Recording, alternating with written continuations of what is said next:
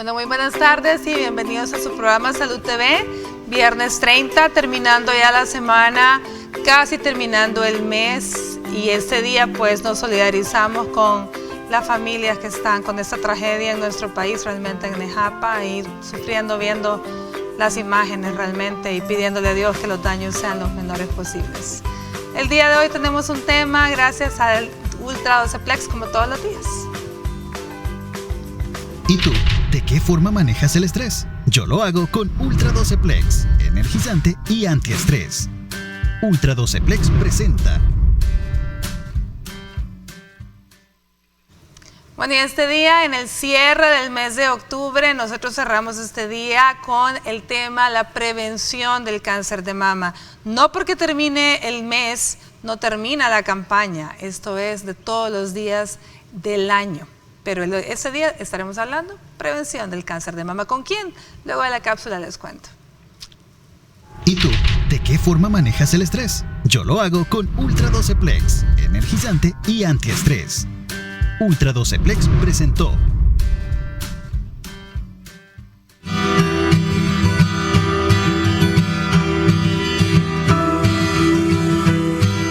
Si estás preocupada por el cáncer de mama, quizás te estés preguntando si hay pasos que puedas tomar para prevenirlo. Algunos factores de riesgo, como los antecedentes familiares, no se pueden cambiar. Sin embargo, hay cambios en el estilo de vida que puedes hacer para reducir el riesgo. Las investigaciones muestran que estas modificaciones de hábitos pueden disminuir las posibilidades de padecer cáncer de mama, incluso en mujeres de alto riesgo. Algunos de estos factores a los que se les debe prestar atención son el llevar una dieta equilibrada para controlar el peso corporal. Además, se recomienda la realización de actividad física, evitar al máximo el consumo de alcohol y de preferencia no fumar. La lactancia materna también podría desempeñar un papel en la prevención del cáncer de mama. Los especialistas señalan que cuanto mayor sea el tiempo que amamantes, mayor será el efecto protector. Finalmente, debes prestar atención a la detección temprana.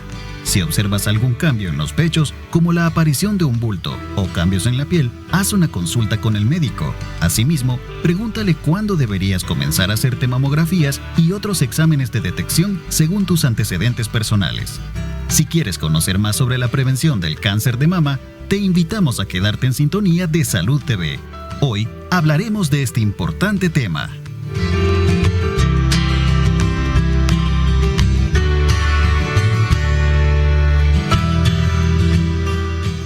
Bueno, así es, ese es el tema que estaremos tratando el día de hoy. Mire, me encuentro bien acompañada por la doctora Kaori Barahona, quien es oncóloga radioterapeuta, que me está acompañando acá en el set. ¿Qué tal? ¿Cómo está, Kaori? Bienvenida. ¿Qué tal? Mucho gusto de estar acá con ustedes. Nuevamente, gracias por la invitación. Y qué bonito que vamos a hablar de este tema tan importante como lo es la prevención del cáncer, ¿verdad? Bueno, doctora, gracias por su tiempo y gracias por acompañarme acá en el set. Y tenemos ya el enlace vía Skype nuestra querida amiga gineco-oncóloga, la doctora Mónica Geman. ¿Qué tal, Mónica? ¿Cómo está? Hola, ¿qué tal? Es un placer estar con ustedes el día de ahora. Bueno, mire, usted luciendo su mascarilla rosa este día. Qué gusto. Sí.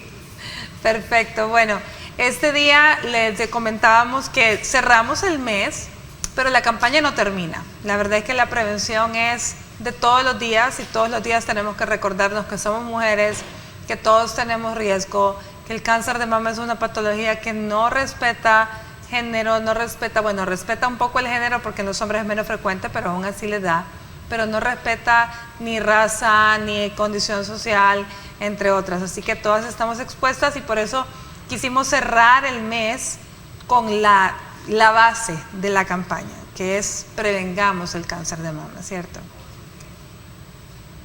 Bueno, vamos a ver, hablemos un poquito, Mónica, para recordarle a la gente y recalcarle que le quede en su cerebro, porque mire, lo que uno repite es lo que más se queda guardado en la cabeza. Así que hablemos en sí del cáncer de mama, qué es, cómo se origina un cáncer, hablemos un poquito para que la gente entre en contexto y entienda cómo se genera un cáncer, en general todos los cánceres, pero en este caso el de mama. Bueno, lo primero que me gustaría a mí decirles es que me gustó lo que decía ahorita la cápsula, porque quizás el objetivo del tema de este día sea disminuir los factores de riesgo que puedan tener esos pacientes. El cáncer de mama, prevenirlo como tal, quizás no podamos hacerlo, porque lamentablemente 1 de cada 4 mujeres va a tener cáncer de mama y no puede evitar quizás desarrollarlo, pero sí puede disminuir esos factores de riesgo y puede tener detecciones tempranas, que es lo más importante. Bueno, lo que podemos disminuir es los factores de riesgo que van a generar una mayor estimulación sobre las células de la glándula mamaria que se terminan malignizando, porque realmente eso es el cáncer de mama, la malignización de las células mamarias, ya sea de los conductos o de los lobulillos. Muy bien, sí, me encanta esa aclaración y es bien importante porque todos tenemos que entender que en definitiva el cáncer pues no se puede prevenir ciertamente, no se puede evitar del todo, pero sí podemos retrasar o modificar aquello que nos hace potencialmente vulnerables a que padezcamos de un cáncer. Y en el caso del cáncer de mama pues tiene sus factores de riesgo específicos que ya son bien conocidos por todos, pero que los vamos a recalcar este día, ¿verdad, Kaori? Así es. Bueno, siempre recalcamos en todas estas charlas y sobre todo en este mes que se hace más énfasis porque es el mes de concientización de cáncer de mama, pero vamos a dividir que los factores de riesgo para cáncer de mama tenemos los que no podemos modificar, como lo es la edad, bueno, el sexo femenino, ¿verdad? Que es en el que más frecuentemente se va a dar este cáncer. También tenemos los antecedentes familiares o hereditarios, mutaciones genéticas que podrían incrementar el riesgo. También tenemos la edad de la primera menstruación, entre más temprano se asocia más a un factor de riesgo de cáncer de mama, la menopausia tardía, el embarazo a mayor edad y esos son los factores que no podríamos modificar de alguna manera directa, pero también tenemos otros factores que sí son modificables, como lo es tener una alimentación más sana, más adecuada, no estar tanto en el sedentarismo, hacer más actividad física, y eso porque nos ayuda a disminuir lo que es la obesidad, y sabemos que las personas que son obesas o que tienen mayor acúmulo de grasa en la región abdominal están más propensas a desarrollar lo que son estrógenos, y eso sabemos que el estrógeno está fuertemente asociado en pacientes que son susceptibles las células cancerígenas a esta hormona. Y entonces esos factores son los que podríamos modificar. La lactancia materna, estuvimos discutiendo la otra vez que si la madre da de lactar a su niño el mayor tiempo posible, también esto la protege de la potencialidad de desarrollar cáncer de mama, y serían los factores que vamos a poder modificar en nuestro ambiente, ¿verdad? A ver, Mónica, me encantaría que le habláramos a la gente un poco del factor hereditario, el factor heredofamiliar y genética. ¿Qué tanto papel, qué tan grande es el papel que juega en el factor, como factor de riesgo el cáncer de mama? Es bien importante que nosotros entendamos que el factor genético no es el más importante o el más predominante para las pacientes que desarrollan cáncer de mama. Realmente en aquellas poblaciones de alto riesgo puede llegar hasta un 10% del 100% de los cánceres de mama, el 10% puede estar relacionado con el factor hereditario. Quiere decir que hay un 90% que no tiene nada que ver con la herencia, que usted puede no tener ninguna familiar ni con cáncer de mama ni con otros cánceres asociados como ovario, endometrio, próstata en hombres a temprana edad o gástricos en hombres y mujeres de su familia. Entonces, muchas mujeres se confían de eso. Muchas mujeres dicen, yo no tengo a nadie en mi familia con un cáncer, no tengo a nadie en mi familia con un cáncer de estómago, y piensan que por eso no van a sufrir cáncer de mama. Y solo en poblaciones de alto riesgo puede llegar hasta un 10%. Quiere decir que en poblaciones que no tienen tanto riesgo puede ser hasta menor la incidencia de aquellas que están relacionados con la herencia. ¿Qué porcentaje juega dentro de los factores de riesgo de cáncer de mama la herencia? Realmente es menos del 5% el porcentaje que tiene, porque no es muy alto. Es que eso es quizás lo que debemos de entender nosotras las mujeres. Sí. Porque hay poblaciones como por ejemplo los asiáticos, los askenazis, todos ellos tienen una alta incidencia de cáncer de mama y de cáncer de mama con mutaciones. Entonces ellos, que son de los que tienen mayores incidencias de esto, no llegan al 10% del 100% de los cánceres de mama. Mucho menos nosotros que no tenemos ese alto riesgo de mutaciones hereditarias. Eso es bien importante que usted lo entienda, que no porque no tenemos ningún familiar, no porque no tenga usted un familiar que haya tenido cáncer de mama en línea directa de madre, usted ya se salvó. O sea, ese solo es un mínimo porcentaje, como bien dicen ambas doctoras. El porcentaje, la mayor chance es al no corregir esos factores que sí se pueden modificar, de los que estaba hablando Kaori también. Ahora, hablemos un poquito, la gente tiene el antecedente, dice, bueno, y si yo tuve ya una cirugía, porque antes se mencionaba mucho que el haber tenido fibroadenomas mamarios o haber tenido alguna patología mamaria de base podría convertirse en un factor de riesgo para tener un cáncer, Mónica. No, realmente no.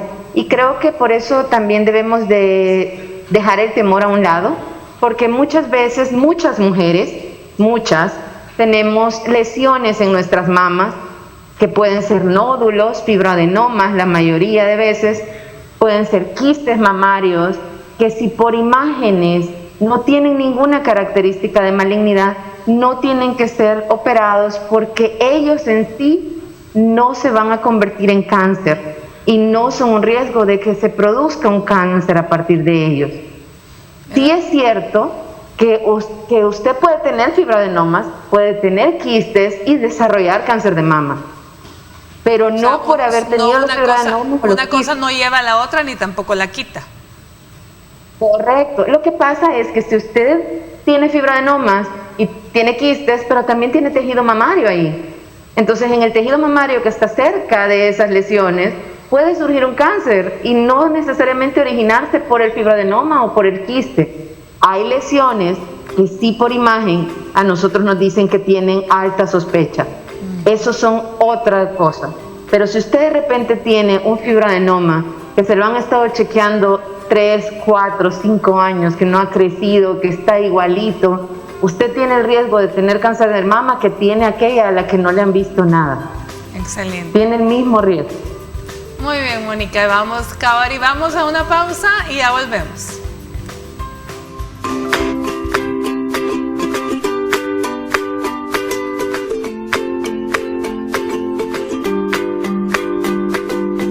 Estás viendo Salud TV.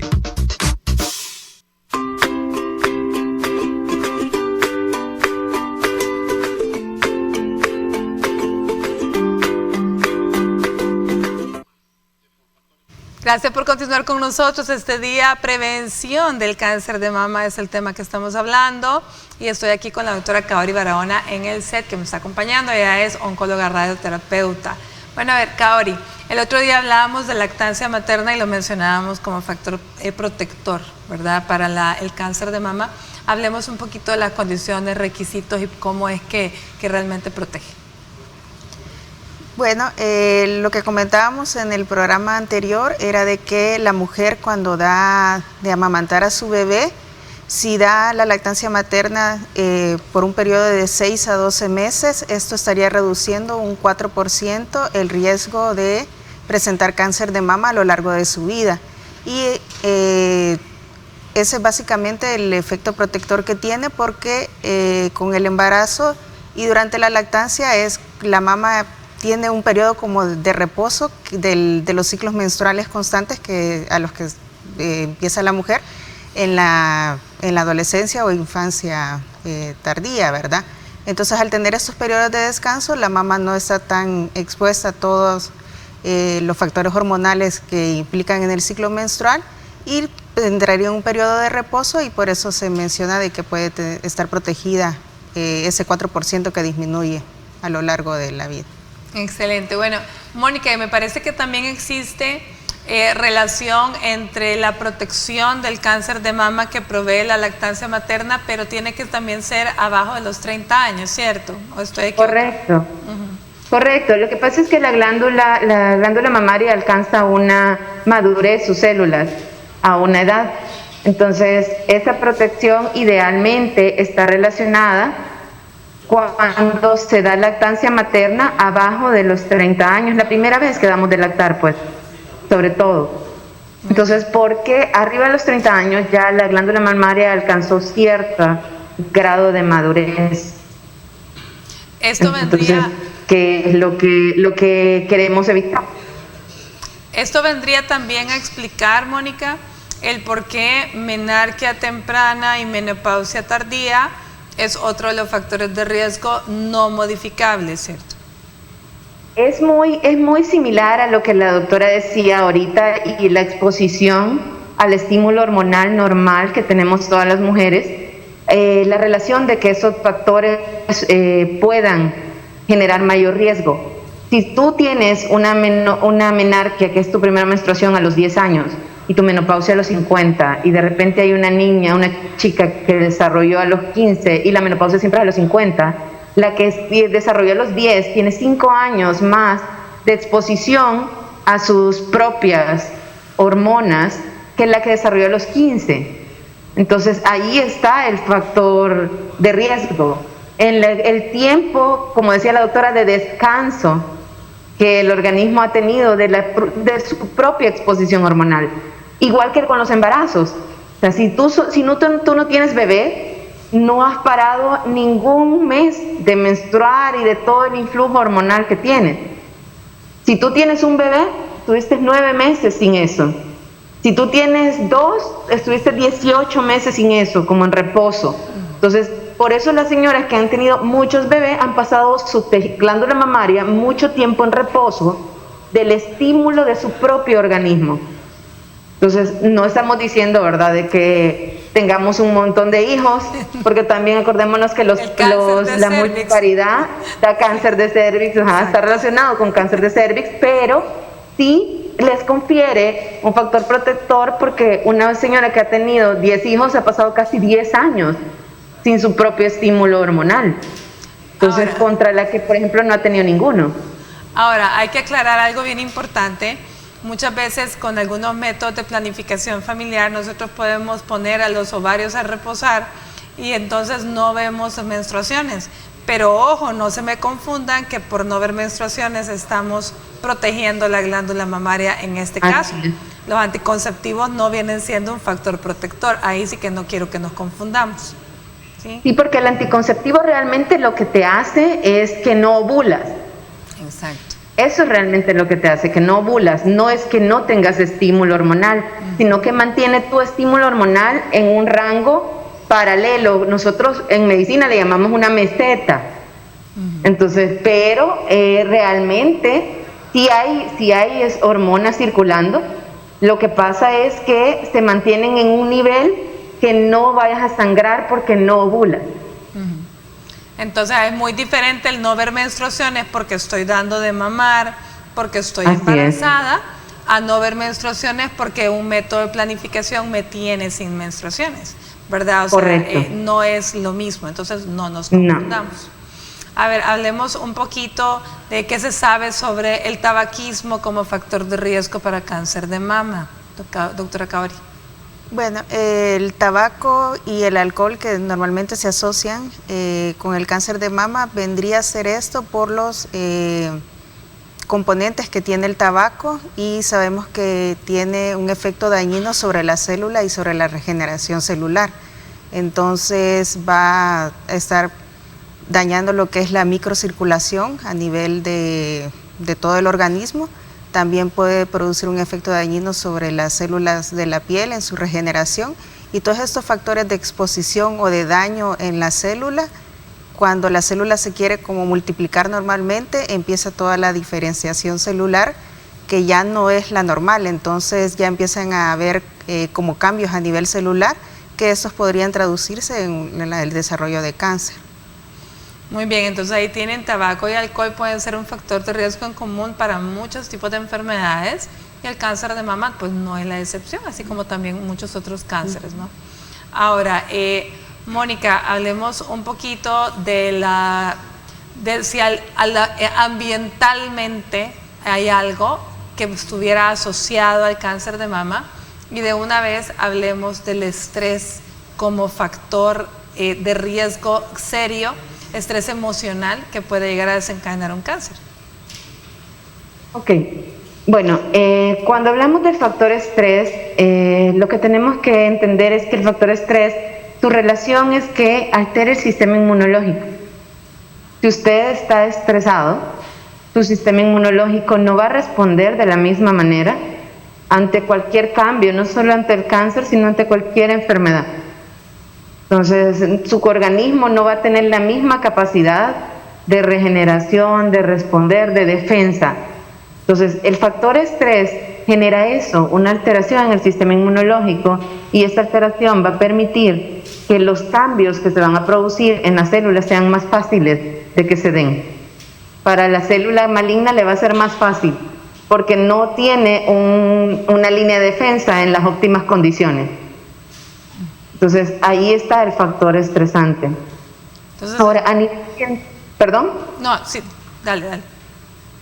A nivel ambiental, no es que hemos asociado exactamente algún compuesto en el ambiente o algo que produzca o que tenga una relación estrecha.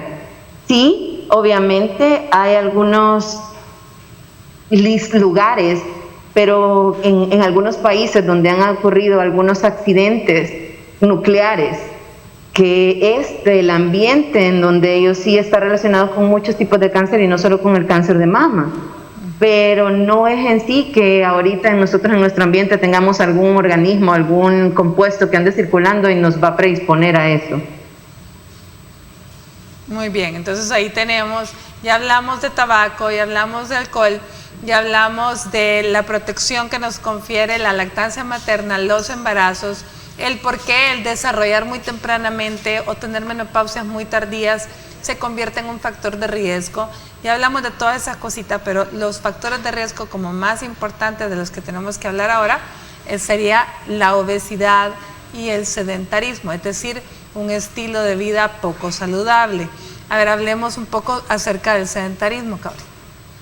Bueno, el sedentarismo es prácticamente la poca actividad física. Entonces, cuando entramos en ese periodo de prácticamente no hacer nada de ejercicio, vienen los problemas como lo que son la obesidad, y la obesidad está estrechamente relacionada con el cáncer de mama, por lo mismo que les explicaba, de que se producen estrógenos exógenos, y estos ayudan a que si hay una célula que tenga receptor para estos estrógenos, pueda multiplicarse más rápidamente y desarrollar cáncer, ¿verdad? Y también está estrechamente relacionado con el cáncer de endometrio, que es otro de los factores que la obesidad es un factor de riesgo para el cáncer de endometrio. La obesidad, y con la obesidad viene la hipertensión arterial, vienen otras enfermedades como lo que son la diabetes, que también son factores de riesgo para desarrollar cáncer de endometrio o cáncer de mama. Muy bien, entonces ahí tenemos que sedentarismo es bien importante eliminarlo de su vida. ¿Saben que según la Organización Mundial de la Salud, sedentarismo se define como menos de 90 minutos de actividad física en la semana? O sea, 90 minutos estamos hablando de ¿qué? Media hora, 3 veces por semana. Si usted no hace ni siquiera eso, usted está en sedentarismo. Y esto se asocia a un sinfín de enfermedades, a la cabeza, lógicamente, el sobrepeso, la obesidad, y con eso viene toda la cadenita de eventos de enfermedades, el síndrome metabólico, el hígado graso, la hipertensión arterial, la diabetes, todas las enfermedades que le van a complicar su vida, e incluida, claro está, también el cáncer de mama, ginecológicamente hablando, mama, ovario y endometrio. Ciertamente. Mónica, explícanos un poquito cómo la obesidad, la grasa se convierte, o sea, hablemos un poquito de esa conversión en hormona, en estímulo hormonal que favorece el cáncer de mama.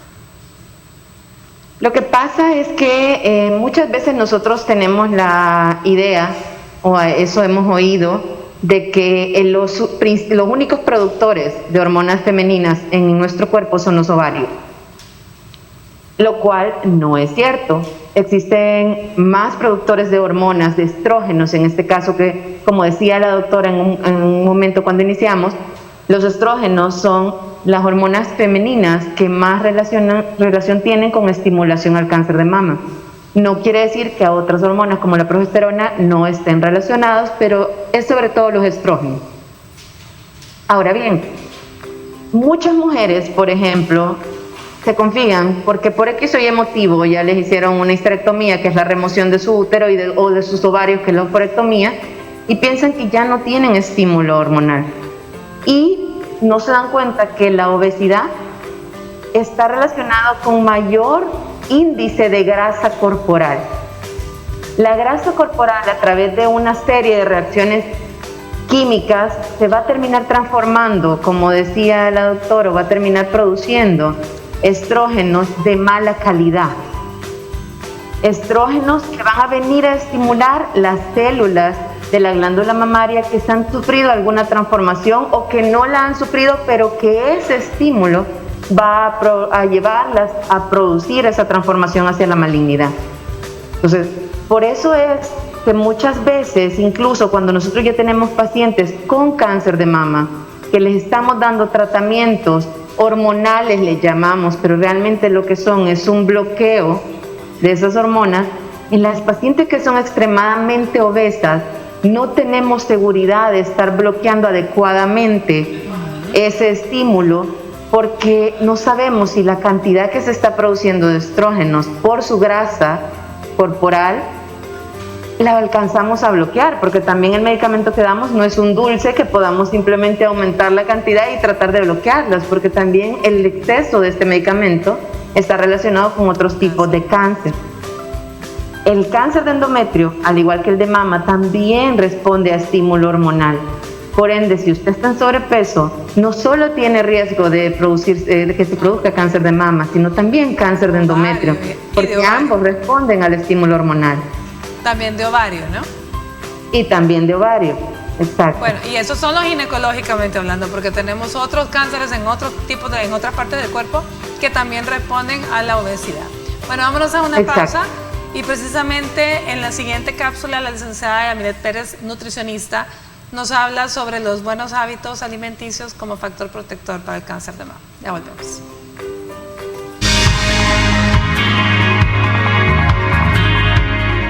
Hola amigos de Salud TV, les saluda Yamilet Avilés, nutricionista dietista. En esta oportunidad les brindaré algunas recomendaciones de la prevención del cáncer de mama a través de una adecuada alimentación y actividad física. Recomendación número 1, es necesario poder mantener el peso saludable, es decir, evitar aquellos cambios bruscos del peso, sobre todo en la etapa adulta, o el exceso de grasa corporal, debido a que aumentan el riesgo de padecer de cáncer de mama. Para poder saber nuestro peso ideal o nuestro estado nutricional, es necesario apoyarse con un especialista en nutrición. Recomendación número 2, ser físicamente activos. Nuestras guías dan la recomendación de practicar entre 150 minutos y 300 minutos de actividad física de intensidad moderada durante la semana. Esos minutos pueden distribuirse a lo largo de los 7 días, o practicar entre 75 y 150 minutos de actividad física vigorosa. Es necesario poder hacer una combinación de ambas. La recomendación principal es poder llegar a los 300 minutos o superar ese límite. La recomendación para niños y adolescentes es mantenerse activos al menos 1 hora todos los días. Reducir los comportamientos sedentarios, es decir, evitar aquellos comportamientos de acostarse y ver la televisión o sentarse y pasar a través de una pantalla durante mucho tiempo. Alimentarios ricos en frutas, vegetales, reducidos en proteínas de origen animal y carbohidratos simples han demostrado su eficiencia. Las guías recomiendan la dieta mediterránea para la prevención del cáncer de mama, asimismo como la reducción de alcohol, debido a que aumenta el riesgo en mujeres pre y posmenopáusicas. Ha sido un gusto, se despide de ustedes Yamilet Avilés, nutricionista dietista.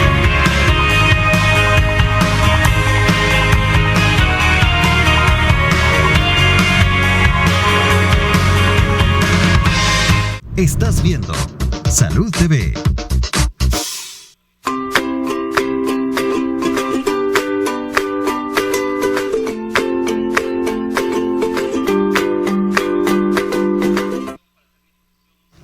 Muy buen provecho a usted que está almorzando. Gracias por permitirnos acompañarle. Este día estamos cerrando el mes de octubre con el tema de la prevención del cáncer de mama. Tenemos a la doctora Mónica Heyman vía Skype y a la doctora Kaori Barahona acá en el set. Fíjense que hemos hablado casi de todos los factores de riesgo, tanto los no modificables como aquellos que sí podemos modificar. Hablemos ahora de exámenes. Hablemos un poquito del autoexamen, Mónica. Bueno, el autoexamen de mama sí debe de realizarse, lo debemos de realizar todas las mujeres a partir de los 25 años en adelante. Todas las mujeres deberíamos de realizar nuestro autoexamen de mama una vez al mes cuando no estamos menstruando. La Organización Mundial para la Salud dice que debería ser 5 días después de nuestra menstruación. Depende mucho de la duración de su ciclo, porque si usted le dura una semana, 5 días después todavía va a estar un poco sensible su mama. Lo importante es que ustedes lo hagan una vez al mes y se puede hacer primero frente al espejo. Es importante que ustedes conozcan sus mamas, ustedes son las que mejor conocen sus senos. Primero que se ponga desnuda frente a un espejo, que ponga sus manos primero en la cintura, que las ponga extendidas hacia abajo y que las suba también para que pueda ver la diferencia entre esas mamas. Luego puede usar crema o al momento que se está bañando, usted puede examinarse, puede ser desde el pezón en forma circular hacia afuera, sin levantar los dedos. No es cuestión de hacer como saltando, porque cuando usted hace eso saltando, usted pierde ahí espacios donde podría haber un nódulo, sino que desde el pezón hacia afuera, en forma circular, usted va palpando hasta llegar a la parte media entre los dos senos, que hay un hueso acá, y hasta la axila en la parte externa. También lo puede hacer como si fuera un reloj y usted se va imaginando las horas del reloj, las 9, las 10, las 11, las 12, la 1, las 2, las 3 y así hasta completar la carátula del reloj. O lo puede hacer desde afuera hacia adentro, de arriba hacia abajo, pero sin levantar. Y algo importante es que lo haga con las yemas de sus dedos. Las que tenemos uñitas un poco más largas o que tenemos uñas acrílicas, ni nuestras uñas, ni mucho menos las uñas acrílicas tienen sensibilidad. Tiene que hacerlo con la yema de sus dedos para que usted pueda percibir. La primera vez que lo haga no se asuste. Va a sentir una pelota ahí que muy probablemente corresponde a su glándula mamaria. Tiene que aprender a conocerse. Después de 1 o 2 veces que usted haga su autoexamen cada mes, usted va a aprender a conocer cuál de esos nódulos o cuál de esas sensaciones las ha venido repitiendo y por ende quizás son parte de su anatomía normal. Sin embargo, deben de comprender que un examen, un autoexamen negativo, es decir, que usted no palpe nada, no quiere decir que ahí no haya nada. Siempre tiene que acudir a su chequeo con su médico. Y esto es simple. Yo, por ejemplo, tengo senos pequeños. Que yo me palpe un nódulo de 1 centímetro es muy fácil. Pero, por ejemplo, alguien que tenga unos senos que sea talla 38 o 36, probablemente no se va a sentir un nódulo de 1 centímetro. Entonces, aunque no se sienta nada, usted hágase su autoexamen porque puede ser que allí descubra algunas cosas, pero si no siente nada, igual tiene que ir a su chequeo con su médico. Muy bien. Importantísimo, entonces ese es el autoexamen. Kaori, al regresar vamos a hablar de los exámenes ultrasonografía y mamografía, pero voy a dejar una pregunta para que me la responda luego de la pausa. Kaori, la mamografía, ese efecto de radiación en la mama, ¿puede desencadenarme un cáncer de mama? Porque ese es un mito bien frecuente y bien arraigado en la gente y muchas veces por eso dicen, no, yo a lo mejor no me la hago porque dicen que es mala. Me la responde al regresar, ya volvemos.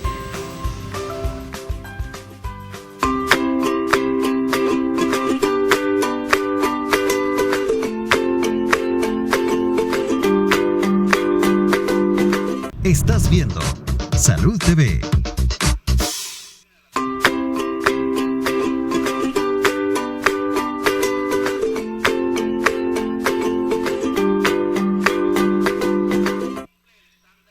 Bueno, continuamos con nuestro programa y debía dejar una pregunta en el tintero a Kaori. Y ella me decía, entre cortes, es cierto, la gente tiene esa creencia, ese mito bien arraigado. Yo a veces pregunto, señora, ¿ya se tomó la mamografía? no, y no dicen que es malo. Eso es malo, doctora, porque es radiación y ese efecto sobre mi mama me puede desencadenar un cáncer, ¿cierto o no? Sí, esa es una creencia muy común para hacer los exámenes. Todo examen de diagnóstico está basado en algún tipo de energía para poder realizarlo. Tenemos desde los exámenes más sencillos, como sería la mamografía o una radiografía de tórax, en el cual la energía de radiación o con la que se ocupa para poder hacer ese estudio, estamos hablando de energías bajas para lo que estamos acostumbrados cuando ya es una radiación para tratamiento. Para una radiografía normal de tórax y una mamografía más o menos serán unos 150 kV, se llama la medida de energía, y eso implica un riesgo muy bajo para el paciente para que desarrolle un cáncer. Prácticamente que tendría que hacerse, por decirles un número, una placa de tórax o una mamografía diaria por un par de años para llegar a lograr a una dosis de radiación que pueda afectar o hacer algún cambio a nivel de la célula.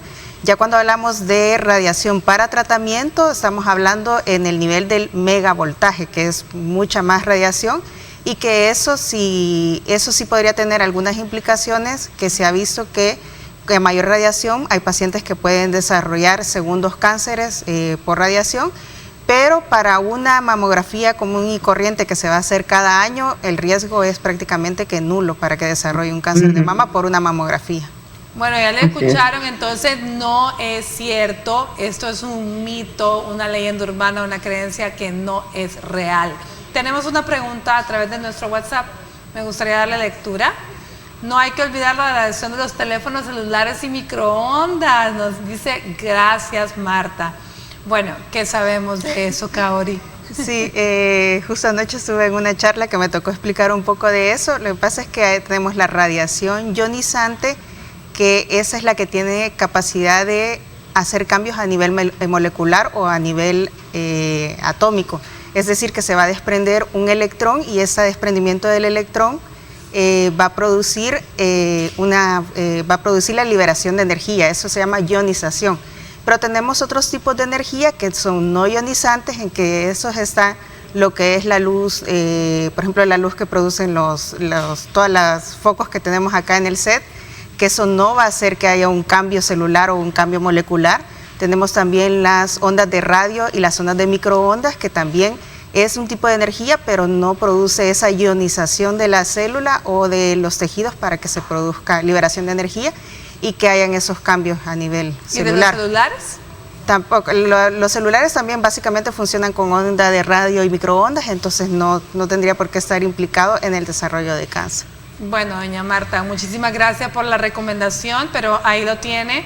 Uno tiene que tener cautela, pero en este caso pues ya hay evidencia de que no está relacionado con la producción, con la suficiente dosis o el tipo de energía para cambiar, hacer cambios moleculares en sus células que pueden llegar a generar un cáncer. Mónica, la mamografía, ¿a partir de cuándo, según las edades, según factores de riesgo? Cuéntanos un poco. La mamografía debe de hacerse a partir de los 40 años. Esa es la edad en que debemos empezar a rastrear a cada mujer con su mamografía. En algunos casos, cuando hay muchos factores de riesgo y sobre todo cuando hay factores hereditarios de verdad bastante importantes, se puede autorizar a la paciente a empezarse a hacer a partir de los 35 años. Sin embargo, una mujer que esté abajo de los 40 años, probablemente la mamografía, y la doctora no me dejará mentir, no nos va a arrojar mucha información, porque el tejido mamario es muy denso y probablemente oculte muchas lesiones y no nos deje ver adecuadamente todo. Entonces, hacerle, por ejemplo, una mamografía a una chica de 20 años, vamos a ver en vulgar salvadoreño una sola mancha blanca del tejido denso que vamos a observar. Y probablemente no vamos a ver nada, no vamos a poder decirle ahí si hay una lesión o no. Entonces la mamografía debería de hacerse cada año, porque esa es otra cosa que tienen una creencia. Por cuestiones de protocolos, pues cuestiones de país, puede ser que a niveles institucionales a las mujeres se les esté dejando cada 2 años su mamografía, pero realmente nos la tenemos que hacer cada año. Bueno, muy bien, muy interesante. Y no hay excusa, porque yo creo que todas han oído esta frase mía y es muy cierta. sobre todo en este mes, la mamografía están tan baratas en cualquier lugar que a veces son más caros los pares de zapatos que nos compramos que una mamografía. Entonces, no hay excusa para que si a usted institucionalmente le hicieron una mamografía el año pasado y esta no le toca por cuestiones de protocolo, se la haga usted por su cuenta. Muy bien, muy interesante. Entonces, es una vez al año la mamografía. Si por cuestión de protocolo le han dicho que cada 2 años, pues ahí está la respuesta, pero lo ideal es que se la tome cada año. Y únicamente si hay factores de riesgo, será su médico quien le indique en qué momento toca. Si este factor de riesgo heredofamiliar es muy importante, como decía Mónica, pues habrá que tomarla antes, pero siempre el autoexamen.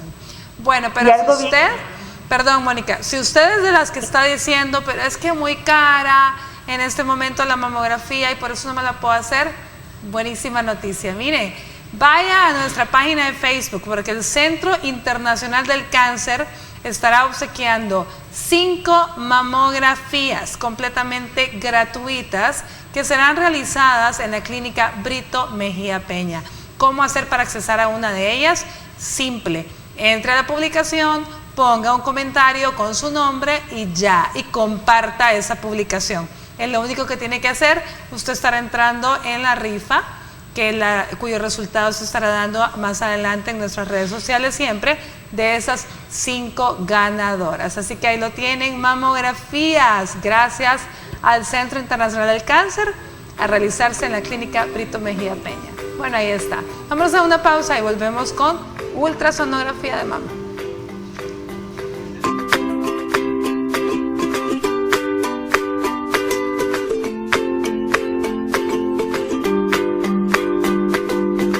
Estás viendo Salud TV.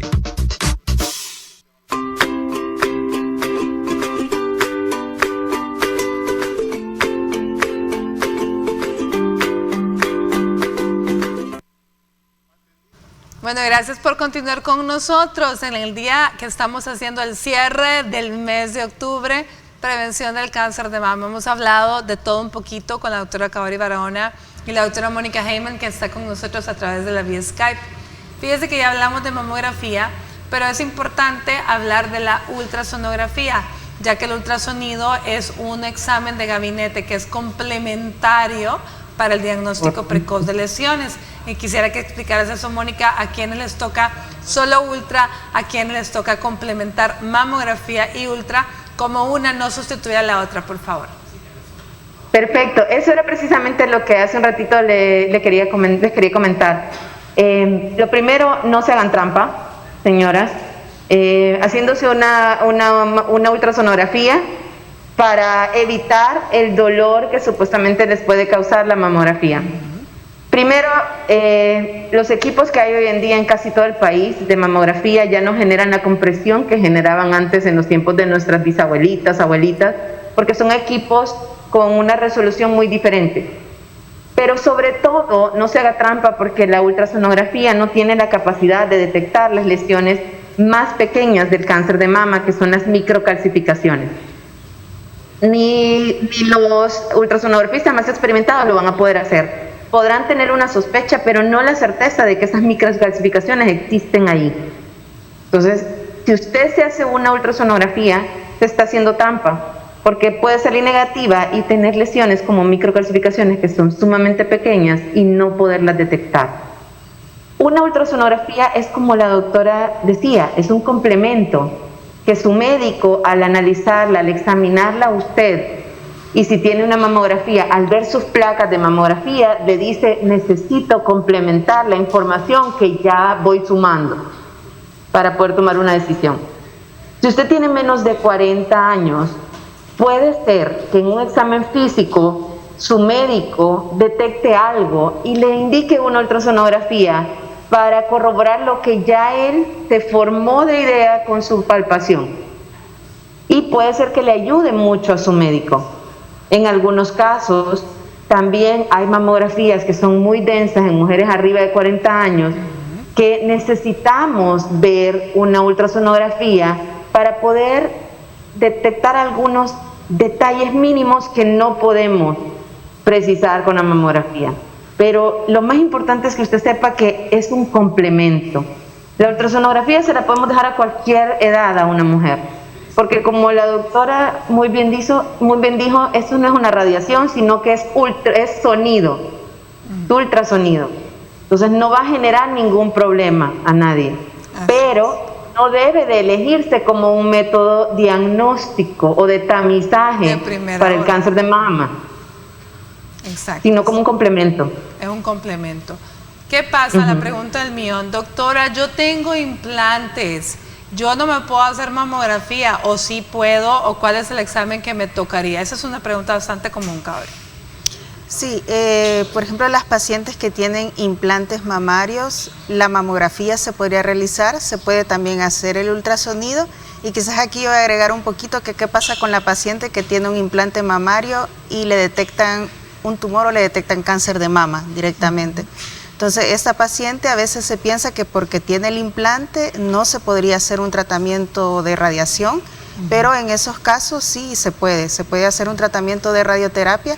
Tenemos varias técnicas para poder irradiar esa mama, que a pesar de que tenga una prótesis, poder hacer que la dosis de radiación sea la adecuada o la necesaria para poder irradiar ese tumor y que la paciente no se quede sin un tratamiento. No es necesario a veces sacar la prótesis o quitar la prótesis para irradiar, porque lo podemos irradiar perfectamente con la prótesis. Y sí es importante que esas pacientes tengan sus controles anuales, como toda otra paciente que no tenga una prótesis mamaria. Muy bien, Mónica. ¿Quieres complementar también resonancia magnética para la paciente con implantes? ¿Puede ser útil también? Sí puede ser útil, pero sí se puede hacer mamografía en pacientes con implantes. Como les decía, los equipos, sobre todo los equipos digitales, no requieren realizar tanta compresión como para poder dañar el implante. Entonces, sí, la resonancia tiene sus indicaciones y es también un complemento para afinar algunos detalles de las lesiones, y sobre todo la resonancia es para afinar algunos detalles de infiltración en los ganglios, en los planos más profundos del tejido mamario, en el músculo que está abajo de la glándula mamaria. O sea, la resonancia es más para darnos detalles más finos de esas lesiones que son sospechosas y que pueden tener grados de infiltración que nos pueden llevar a nosotros a tomar la decisión de operar primero o dar otros tratamientos como quimioterapia y radiación primero. No tanto para diagnosticar si hay o no hay una lesión allí. Ok, bueno. Mónica, muchísimas gracias por habernos acompañado. Kaori también, muchísimas gracias a ustedes. Gracias a ustedes. El día lunes manejo el duelo en tiempos de pandemia. Les deseo que tengan un feliz fin de semana. Que Dios me los bendiga a todos.